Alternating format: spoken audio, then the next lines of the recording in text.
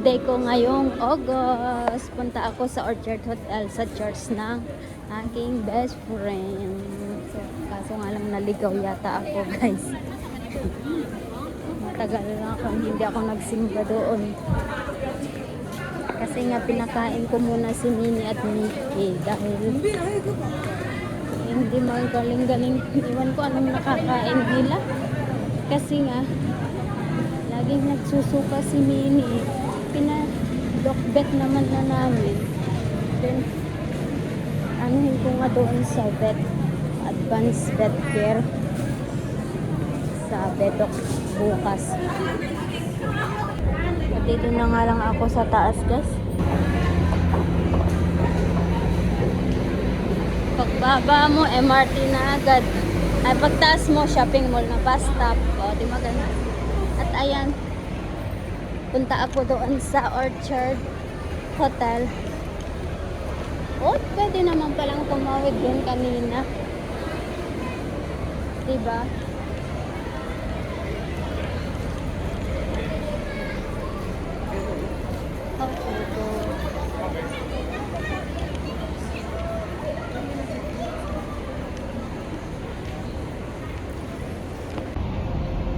Siyempre hanapin mo yung pupuntahan mo, diba? Kaya magtiis ka ng mainit.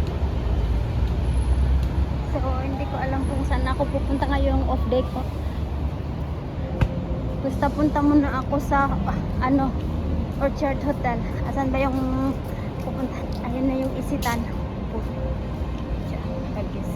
Sabi ko na nga ba doon ako dapat.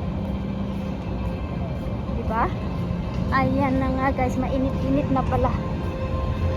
Ang ganda naman dito.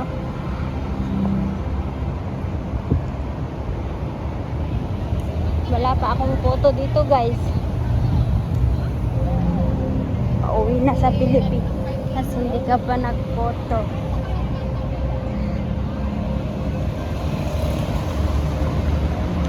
Saan na ba yung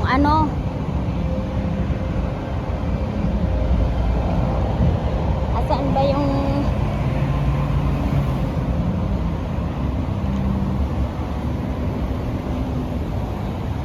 isitan na yun, yung isitan. Parang nakakaligaw. O, walang daanan dito. O, see? Paano ko magdaan dito ay ayun na nga, guys. Madaanan. Minsan kasi nga kamamadali mulaing, kamamadali ka kararash at yung mind mo hindi set, talagang wala kang maisip, hindi mo alam magkandaligaw-ligaw ka na pala. Naligaw ako kasi worried ako kay Mini. Ay, minsan kailangan mong maging the royal alam ko na daanan mo to, kaya ito lang hinahanap ko, the royal embassy. Kasi pag alam mo na tong embassy na to, alam mo na ang Orchard Hotel. Tapos yung pinagtanungan ko, iba yung sinuro. Sa tagal na hindi ako nagsimba dito, guys. Ay, malapit lang matapos yung church nila. Ayan. Ganda, ligaw-ligaw talaga. Nabasang-basa yung likod ko. Kasi sa novena kanina na ganda, ligaw-ligaw na talaga ako. Ayan na pala yung hinahanap mong hotel. Diba? Ayan lang pala. Tapos na yung mas nila. Isang yun. Sunday, sa Sunday na lang punta ako sa Holy Family. Basang-basa na talaga ako po. Paano to? Pasok. Hindi ba pwede Basang-basa na talaga ako. Kakahanap yung place na to. At ayan na nga, punta tayo sa L2.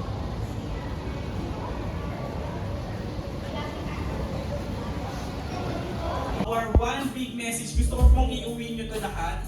Kasi libre po to, hindi nyo kailangan magbayad. So, God loves you with loyal love. Amen. Sabi nga po sa club eh,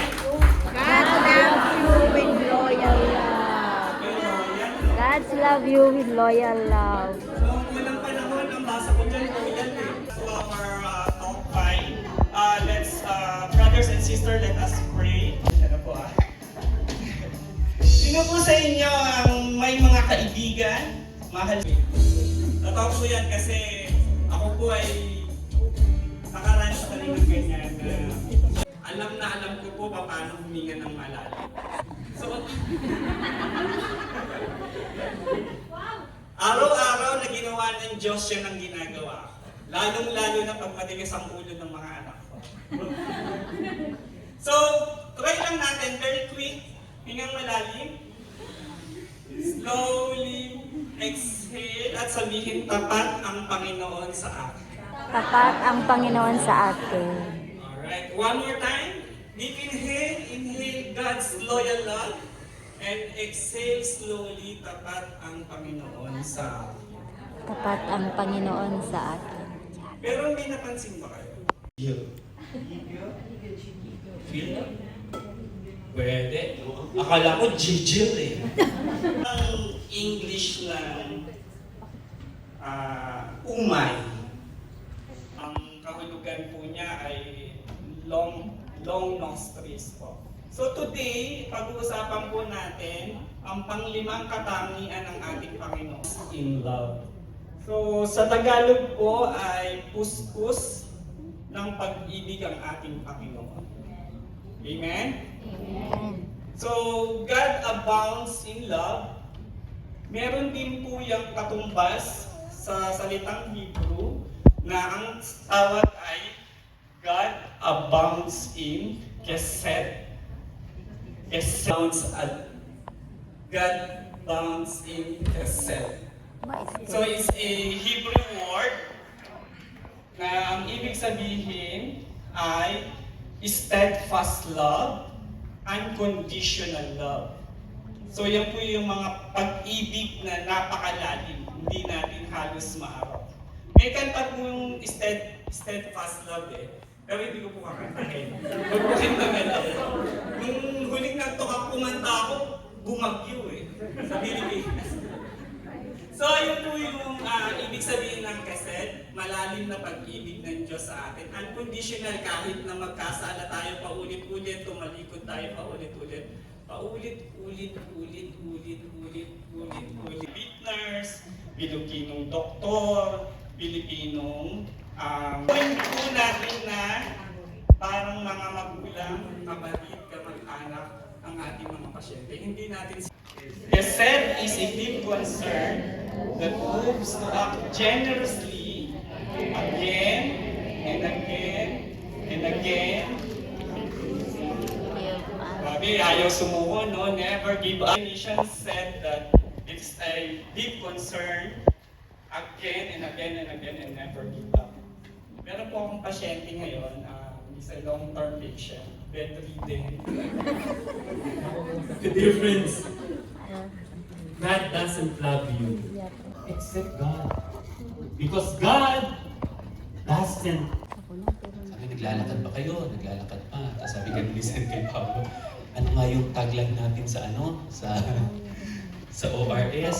Galaw-galaw para hindi pumana. Natawa yung kasama. Kailangan yan kasi is sabay. Sabay yan, emotion.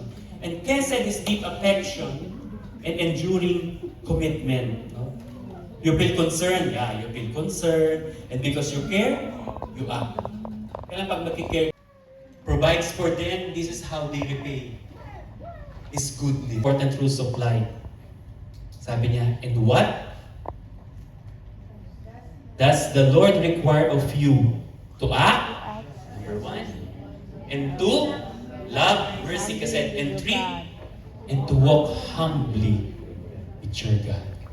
Kaya ng sinisino, pagkatabi ang Diyos, kundi yung gusto mo, hindi ka iiwan ng Diyos. When we rebel against Him, He doesn't leave us. When we sin, hindi ka rin niya iiwan. Paano tayo tinatransform? Yung pagmamahal sa amin ng nanay ko, transform us. Kasi idol ko si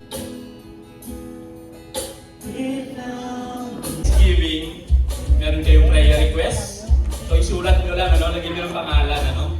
Kasi kapag ka nagsulat kayo dito ng boyfriend, tapos walang pangalan, ano, baka sa iba mapunta, ano. Diba, tama ako, ano? At ito tatapos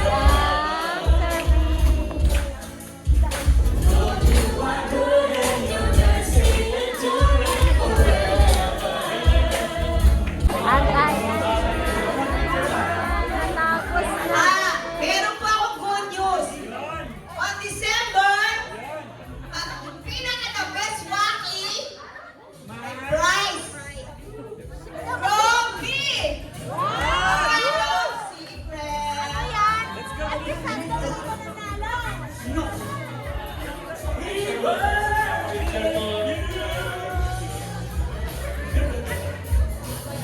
Okay, picture po tayo.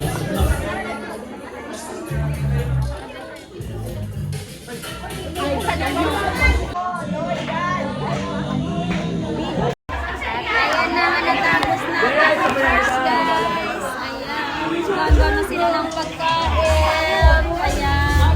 Makikain na po guys. Successful.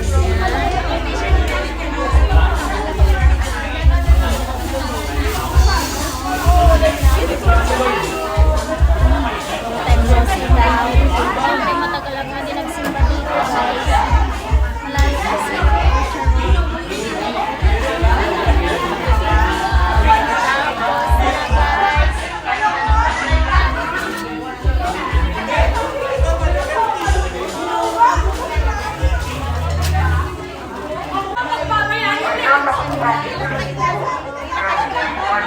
At ayan na nga guys, pila-pila na sila guys.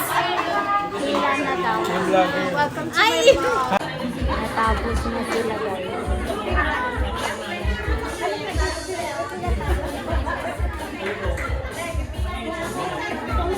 Wala si ano. Yan yung dalawa kong kaibigan. Hi!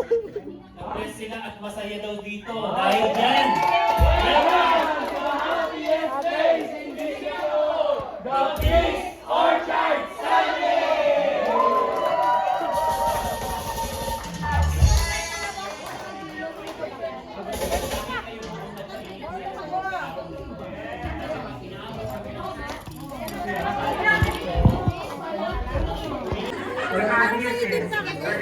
Ay, araw-araw aso. Ang dami kong food na ngayon, guys. Kain tayo, guys. Ang dami kong food. At ayan na nga. Alis na kami, guys. Natapos na kaming kumain. Naka-order na rin ako ng damit. Ayan. Support din. Para supportahan na lang nila. Sila. So, ayan. Patapos na ang ating